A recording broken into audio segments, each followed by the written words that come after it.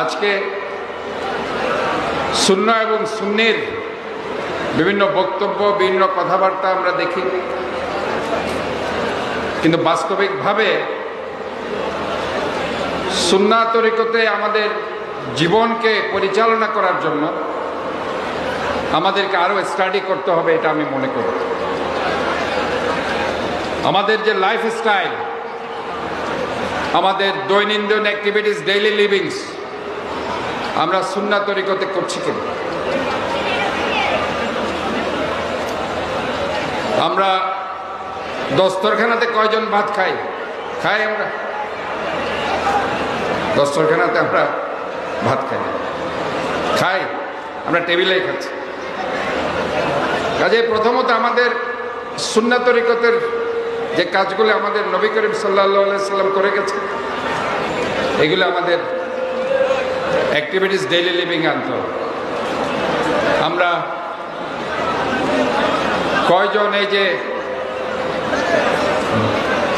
ওযুর সময় আমরা কি ইউজ করি? আমরা পকেটও তো রাখি না, অনেকে পকেটে রাখে, সম্ভবত রাখে না। মেসওয়াকের কথা বলছি। কাজেই এগুলো আস্তে আস্তে আমাদেরকে প্র্যাকটিস করতে হবে, তখনই মনে করতে হবে যে হ্যাঁ, আমরা সুন্নাহ পালন করছি।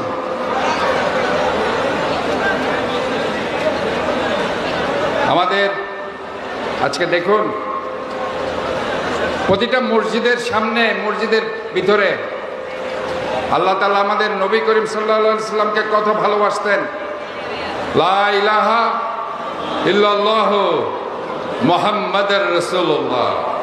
আল্লাহর পরে কার নাম? মুহাম্মাদুর রাসূল।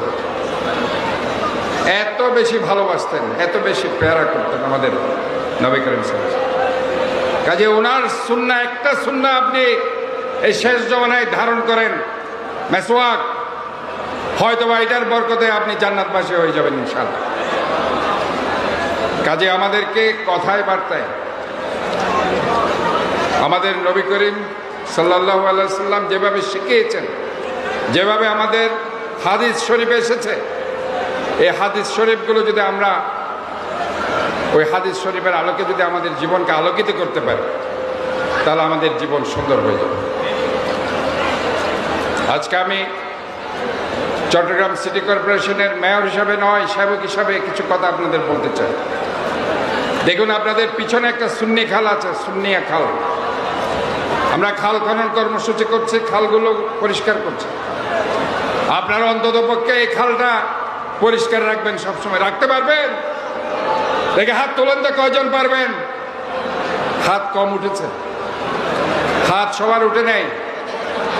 খাল পরিষ্কার রাখতে হবে, রাস্তা পরিষ্কার রাখতে হবে, শহরকে সুন্দর রাখতে হবে। শুধু নিজের ঘর পরিষ্কার করলাম, রাস্তাতে ময়লা ছুড়ে দিলাম, ডাস্টবিনে ময়লা রাখলাম না, রাস্তাতে ফেলে দিলাম, জানলা দিয়ে ময়লাগুলো ফেলে দিলাম, সেটা হবে না। এটা আপনাদের দায়িত্ব, নৈতিক দায়িত্ব, নিজের শহরকে সুন্দর রাখা। পরিষ্কার পরিচ্ছন্নতা ঈমানের অংশ। আত্মহুরু শত্রুল ঈমান, পবিত্রতা ঈমানের অর্ধাংশ।